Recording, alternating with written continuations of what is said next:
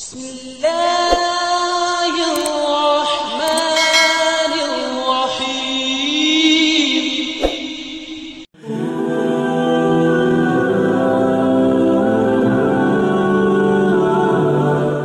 Bismillahirrahmanirrahim. Assalamualaikum warahmatullahi wabarakatuh. Syukur Alhamdulillah, kita masih dipertemukan kembali di channel ini. Solawat dan salam selalu dan tetap tercurahkan kepada junjungan kita, Nabi besar Muhammad sallallahu alaihi wasallam. Allahumma sholli ala Sayyidina Muhammad wa ala ali Sayyidina Muhammad. Harapan dan doa saya, semoga sahabatku semuanya selalu diberikan kesehatan, dilapangkan rezekinya, diampuni dosa-dosanya, dipanjangkan umurnya, dan semoga kita tidak mati, kecuali mati dengan beriman dalam Islam. Dan sempatkanlah menuliskan solawat di kolom komentar. Insya Allah akan menjadi bukti cinta kita kepada Rasulullah Muhammad sallallahu alaihi wasallam. Semoga kita semua mendapatkan syafaat beliau di akhirat kelak. Amin ya rabbal alamin. Sahabat muslim yang dirahmati Allah, ada satu tempat di akhirat yang dapat dibooking sejak sekarang, namun sayangnya tidak dipedulikan oleh banyak orang. Lantas bagaimanakah cara untuk mendapatkan tempat itu? Caranya adalah sebagaimana hadis yang diriwayatkan oleh Ummu Habibah radhiyallahu anha. Rasulullah sallallahu alaihi wasallam bersabda, siapa yang solat 12 rakaat sehari semalam, dari mulai terbit fajar sampai tenggelam matahari sampai terbit lagi, ada 12 rakaat, akan dibangunkan untuknya satu tempat di dalam surga. Lantas apakah yang dimaksud dengan 12 rakaat tersebut? Sahabat beriman, yang dimaksud dengan 12 rakaat itu adalah solat qobliyah dan ba'diyah. 12 rakaat itu antara lain 4 rakaat sebelum zuhur, 2 rakaat setelah zuhur, 2 rakaat setelah maghrib, 2 rakaat setelah isya, dan 2 rakaat sebelum subuh. Itulah yang disebut dengan 12 rakaat. Dan ternyata antara solat sunnah qobliyah dan ba'diyah itu tidaklah sama derajatnya. Yang paling tertinggi derajatnya adalah solat qobliyah subuh. Dalam sebuah hadis dijelaskan dari Aisyah dari Nabi sallallahu alaihi wasallam, beliau bersabda, 2 rakaat qobliyah subuh lebih baik daripada dunia dan seisinya. Maka kalau ada orang yang satu hari itu lupa atau tidak melaksanakan qobliyah subuh, maka berarti dirinya sudah kehilangan dunia dan seisinya. Walaupun ia memiliki kebun sejauh mata memandang, ia memiliki emas berkilo-kilo, tapi ia sudah kehilangan dunia dan seisinya. Siapa yang mengatakan demikian? Yang mengatakan adalah Rasulullah sallallahu alaihi wasallam. Ya, inilah yang paling tinggi. Setelah itu barulah yang 4 rakaat menurut riwayat Ummu Habibah, atau 2 rakaat menurut riwayat Abdullah bin Umar. Sebelum zuhur, 2 rakaat setelah zuhur, 2 rakaat setelah maghrib, dan 2 rakaat setelah isya. Sahabat beriman yang dirahmati Allah, banyak dari kaum muslimin yang tidak melaksanakan solat qobliyah dan ba'diyah. Mengapa bisa terjadi? Faktor terbesar yang menyebabkan kaum muslimin tidak melaksanakannya adalah karena kesalahan dalam pemahaman. Salah ilmu, salah paham, salah cakap, salah amal, dan salah buat. Dan kesalahan beramal itu muaranya disebabkan karena salah pengetahuan. Karena pengetahuan yang salah bahwa ini adalah solat sunnah, dilaksanakan mendapatkan pahala, ditinggalkan tidak apa-apa. Padahal solat sunnah itu adalah sebagaimana yang disebutkan dalam Sunan At-Tirmidzi. Apa kata Rasulullah sallallahu alaihi wasallam? Dari Abu Hurairah, Rasulullah bersabda, sesungguhnya yang pertama kali dihisab atas seorang hamba pada hari kiamat adalah solatnya. Jika solatnya baik, maka ia akan beruntung dan selamat. Jika solatnya rusak, maka ia akan rugi dan tidak beruntung.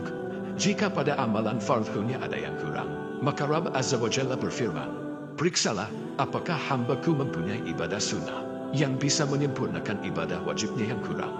Lalu setiap amal akan diperlakukan seperti itu. Dari hadis tersebut telah dijelaskan bahwa sesungguhnya yang pertama kali dihisab dari seorang hamba pada hari kiamat nanti adalah solatnya. Bukan hajinya, berapa kali ia telah pergi ke Baitullah. Bukan berapa kali ia umroh. Bukan berapa masjid yang ia bangun. Itu semua memang akan dihisab, akan dihitung. Tapi yang pertama kali dihisab adalah solatnya. Lalu, di manakah letak solat sunnah? Dijelaskan dari hadis di atas bahwa kalau ada kekurangan pada solat fardunya, namun perlu diketahui bahwa makna kekurangan di sini bukan maknanya solat fardunya kurang. melainkan kekurangan bacaan yang tidak sempurna dan kekurangan gerakan yang tidak sempurna. Itulah maksudnya. Jadi kalau ada kekurangan pada solat fardunya, maka disempurnakanlah kekurangan-kekurangan itu dengan solat-solat sunnah. Oleh karena itu, kita yang merasa banyak kekurangan, kadang tumaninah kita tidak sempurna, kadang bacaan tidak baik dan lengkap seperti yang diajarkan oleh Rasulullah SAW, maka itu semua ditutupi dengan solat-solat sunnah. Maka jika pemahaman kaum muslimin memahami solat-solat sunnah begitu pentingnya, yaitu untuk melengkapi segala kekurangan, maka dia tidak akan meninggalkannya, walau sesaat pun. Sahabat beriman yang dirahmati Allah, inilah fungsi pertama dari solat-solat sunnah yang kita kerjakan, yaitu untuk melengkapi kekurangan-kekurangan yang ada pada solat wajib kita. Lalu apa manfaat kedua dari solat-solat sunnah itu? Fungsi kedua dari solat-solat sunnah adalah untuk meraih cinta dan kasih sayang Allah Subhanahu wa Ta'ala. Seorang anak kalau mendapatkan cinta si ibu, maka semua akan didapatnya.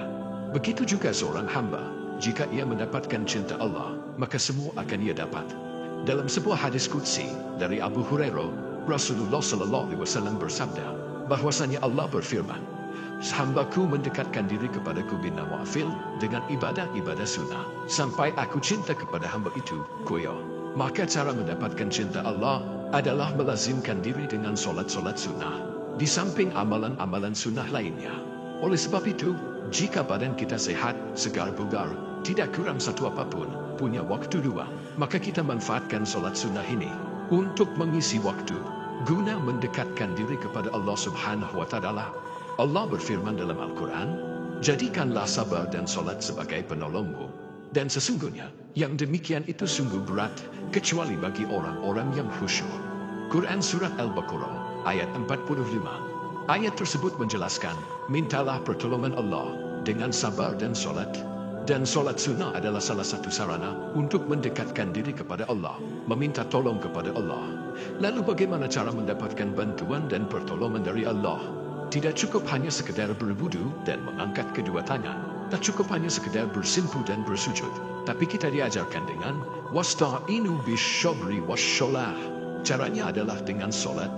Fungsi lainnya dari solat sunnah adalah sebagai bentuk pemanasan menuju masuknya solat wajib. Mengapa begitu? Sahabat yang dirahmati Allah, meskipun definisi solat adalah dibuka dengan takbir dan ditutup dengan salam, tapi kita tidak dapat memulainya dari takbir, tapi dimulai dengan solat-solat sunnah. Maka dari itu, Rasulullah SAW ketika bangun malam, beliau tidak langsung solat dengan ayat yang panjang, tapi beliau solat dengan rakaataini khafifataini, dengan 2 rakaat yang ringan. Hal ini dilakukan untuk pemanasan, agar otot kaki tidak kejang, dan untuk melatih masuk ke dalam solat. Dan jika ada yang berpendapat bahwa ibadah-ibadah sunnah ini memiliki manfaat untuk kesehatan fisik dan jiwa seseorang, bahwa manfaatnya ditemukan oleh dokter, ditemukan oleh psikolog, ditemukan oleh para pakar, maka hendaknya kita laksanakan saja sami'na wa athona, karena sejatinya masih banyak manfaat lain yang belum tertangkap oleh akal lemah manusia. Maka hendaknya kita beribadah bukan karena temuan-temuan itu, tapi kita beribadah karena Allah Subhanahu wa Ta'ala. Semoga dengan memahami manfaat dari solat sunnah ini, bisa kita jadikan bekal untuk beribadah, mendekatkan diri kepada Allah. Semoga kita dimasukkan oleh Allah Ta'ala, tergolong orang-orang yang tambah ilmunya, bertambah amalnya, bertambah ibadahnya kepada Allah Subhanahu wa Ta'ala, dan bertambah hidayahnya. Amin ya Rabbal Alamin. Wallahu a'lam bishawab. Demikian yang bisa kami sampaikan di kesempatan kali ini. Semoga dapat memberikan manfaat untuk kita semua. Wassalamualaikum warahmatullahi wabarakatuh.